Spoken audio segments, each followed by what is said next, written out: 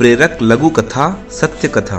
चिंता नहीं चिंतन कीजिए। एक कहावत है, चिंता आपके कल की परेशानी दूर करे ना करे, लेकिन आज का सुख चैन अवश्य छीन लेती है। बात है दशकों पहले की। गुजरात के एक शहर में एक वकील साहब पत्नी के साथ रहा करते थे। वकील साहब पत्नी से बेहद प्यार करते थे। एक पेशेवर के रूप में उनकी बहुत इज्जत थी और वह मुवक्किलों के लिए न्यायालय में जी जान लगा देते थे। एक बार उनकी पत्नी बेहद बीमार पड़ गई। डॉक्टरों ने कहा उनका बड़ा ऑपरेशन करना होगा। इत्तेफाक से जिस दिन पत्नी का ऑपरेशन था उस दिन दूसरे शहर के एक बड़े कोर्ट में केस की सुनवाई की तारीख थी। वकील साहब ने एक वकील मित्र को बुलाया, कहा पत्नी को छोड़कर कहीं नहीं जाना चाहता हूँ, इसलिए तुम जाकर आज के इस केस में बहस करो। यह सुनकर वकील साहब की पत्नी ने कहा, आप यह क्या कर रहे हैं?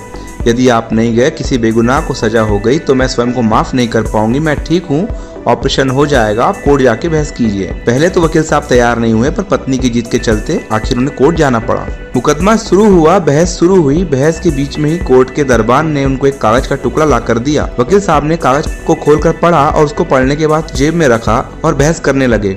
कुछ समय बाद कोर्ट का फैसला आया। वे केस जीत गए थे। लोगों ने उनको बधाइयां देना शुरू किया, लेकिन लोगों ने साथ ही यह भी पूछा कि आखिर उस कागज का टुकड़े में क्या लिखा था। वकील साहब बोले, असल में वह तार था और अभी कुछ समय पहले मेरी पत्नी की मृत्यु हो गई है, ऐसा मुझे संदेश मिला।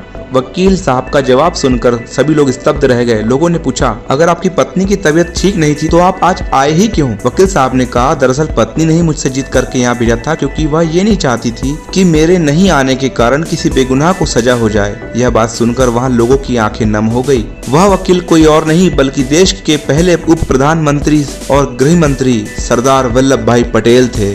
धन्य है सरदार वल्लभ भाई पटेल। जय हिंद, वंदे मातरम। कृपया सब्सक्राइब करें